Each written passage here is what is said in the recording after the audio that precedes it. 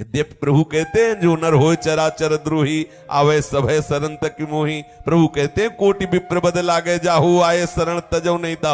रास्ता बता दिया लेकिन अपने प्रिय सुदर्शन पार्षद को आदेश नहीं किया कि तुम शांत हो जाओ, ऐसा नहीं कहा। बोले मैं भक्त के अधीन हूं तो मेरे पार्षद भी भक्त के अधीन है। अगर सुदर्शन से बचना चाहते हो तो अम्बरीश जी के चरण पकड़ो। अब तो उल्टी शुरू हो गई। भागमती बाई के जो पति थे बस क्षण क्षण में उल्टी, उनकी पत्नी जो छोटी इंदुमती थी उनको उल्टी, और ऐसा लगा कि प्राण निकल, भयंकर पीड़ा शरीर में, बमन के ऊपर बमन, बार बार उल्टी। आप सोचो बार बार किसी को उल्टी होने लगे। अब राजवैद्य बुलाए गए, दवाइयां देने, कोई फायदा नहीं। और रानी के जो इंदुमती रानी जो भागमती के ऊपर बैठी थी राजा के साथ, पूरे शरीर की चमड़ी उधल गई, जैसे उसने चाबुकों से मारा था भागमती बाई को। तो पूरा प्रहार इंदुमती रानी के शरीर में, क्योंकि वो राजा के पक्ष में थी, भागमती के विरोध भाव में थी, पूरे शरीर की चमड़ी उधल गई, कोड़ा वहां पड़े और प्रहार उसके लग रहा है, और क्षण क्षण में उल्टी, भयानक पीड़ा, कोई दवा काम न करे, जैसे मछली तलफे, ऐसे दोनों राजा और रानी दोनों तलफ रहे। अब उन वहां के जो विवेकवान सलाहकार थे उन्होंने राजा से कहा महाराज यदि आप बचना चाहते हैं तो एक ही उपाय, आप भागमती रानी के चरण पकड़ लीजिए। आप दोनों पति पत्नी उनके चरण पकड़ लीजिए, वो कृपा करें तो भले आप बच जाए, नहीं अब कोई औषधि काम नहीं कर रही, और इस पीड़ा से बचने का कोई उपाय नहीं, क्योंकि भक्त अपराध बन गया। आपकी महारानी भागमती जी परम भक्ता हैं, भगवत चरणारविंद की अनुरागिणी है, ये अपराध आपको कहीं भी चैन नहीं लेने देगा। अब आप ये छोड़िए कि आप राजा हैं, इनके पति हैं, चरण पकड़ लीजिए, और ये करुणामयी है, कृपा करेंगी, अभी आपको शांति मिल जाएगी। जब राजा ने भी देख लिया कोई उपचार काम नहीं कर रहा, कष्ट बढ़ता जा रहा है, छोटी रानी की भी प्राणगत ऐसे लगे जिसे प्राण निकल जाएंगे, ऐसी भयंकर पीड़ा, त्वचा चाबुकों से उधली हुई, क्षण क्षण में बमन हो रहा है, कोई औषधि काम नहीं कर रही।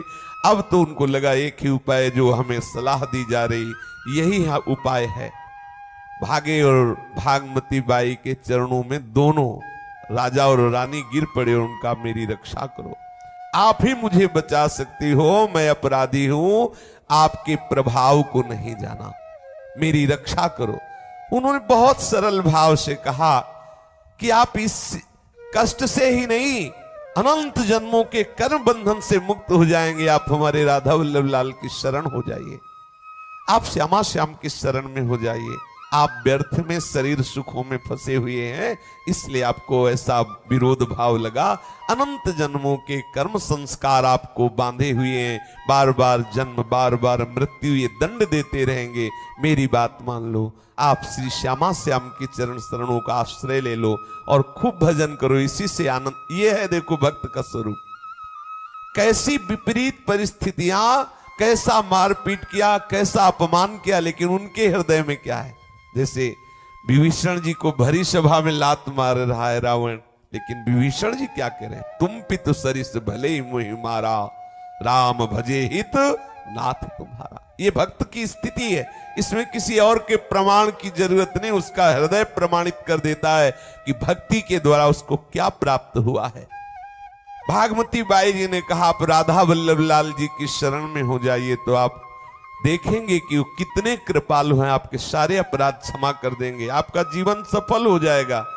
राजा ने बात मान ली और भागमती जी राजा को और रानी को साथ लेकर के वृंदावन आए और अपने गुरुदेव से उनको दीक्षा दिलाई, रसिकों का संग करवाया। श्री नागरीदास जी के आदेश से समस्त ब्रजमंडल के ब्रजवासियों और विशेष करके बरसाने के ब्रजवासियों का पूजन करवाया, उनको भेंट पूजा सेवा करवाई। तो ब्रजवासियों की कृपा से और आचार्य चरणों की शरणागति और राधा वल्लभ लाल जी के चिंतन के प्रभाव से भागमती जी के संग का ऐसा रंग चढ़ा कि वो राजकाज करते हुए भी रसिक हो गया। ये देखो प्रभाव, थोड़ी देर के लिए तो विमुखता माया ने लाए, ऐसा प्रभाव डाला कि घोर नरक भोगने पड़ते, लेकिन कृपा सिंधु श्री हरि के दासों का यही महत्व है, किसी भी तरह से यदि उनसे अपनापन हो जाए तो निश्चित मंगल हो जाता, निश्चित। ये राजकाज को करते हुए भी रसिक हो जाना, ये थोड़ा कठिन बात है। भक्ति और रसिक, इसमें अंतराय है। पूर्ण रूप से प्रियालाल के सुख में निमग्न रहना, प्रियालाल के अनुराग रंग में निमग्न रहना, ये स्थिति आ गई। इसीलिए देवर्षि नारद जी कहते हैं कि भक्ति के लिए कोई और प्रमाण की आवश्यकता नहीं, स्वयं प्रमाण है भक्ति। आपका हृदय बताएगा। ये श्री वृंदावन नित्य विहार रस की भक्ति तो चरम सीमा की प्रेम लक्षणा भक्ति का गाढ़ स्वरूप है। आपके हृदय में यदि प्रियालाल के प्रति अपनापन नहीं आया, आपके हृदय में यदि किसी और व्यक्ति का आश्रय है, आपके हृदय में यदि किसी और विषयों का सुख अभी आकर्षित करता है, तो अभी रस की वृत्ति नहीं आई। आप इतना जरूर स्वीकार करें, तभी आपकी जो हृदय में एक कमी भावना आएगी कि अभी रस नहीं है, तो आप आगे बढ़ेंगे। अगर संतोष कर लेंगे उपासना में, तो विषय रस में आप फिसल जाएंगे। विषय रस में न फिसल पाए, इसलिए असंतोष आवश्यक है। प्रभु के भजन में असंतोष चाहिए, विषयों के लिए संतोष चाहिए, लेकिन भजन के लिए नहीं। इसीलिए श्री लाल जी स्वयं वर्णन कर रहे एकादशी स्कंद में, कह रहे मयि अर्पितात्मनः सभ्य निरपेक्ष सर्वतः मयात्मना सुखम यत् कुतः स्याद् विषयात्मनाम। जो विषयी पुरुष हैं, चाहे वो भले चक्रवर्ती सम्राट हो, चाहे देवराज इंद्र हो, चाहे वो ब्रह्मा के परमेष्ठी पद में हो, यदि उनके हृदय में इस कोटि का भक्ति का रंग नहीं चढ़ा, तो अनुभव ही नहीं कर सकते क्या उस भक्त को सुख मिलता है। ये भक्ति का सुख किसी बाहरी लक्षणों से प्रमाणित नहीं किया जा सकता, या कोई बाहरी पदाधिकारी उसकी कल्पना भी नहीं कर सकता कि भक्त को क्या सुख मिलता है।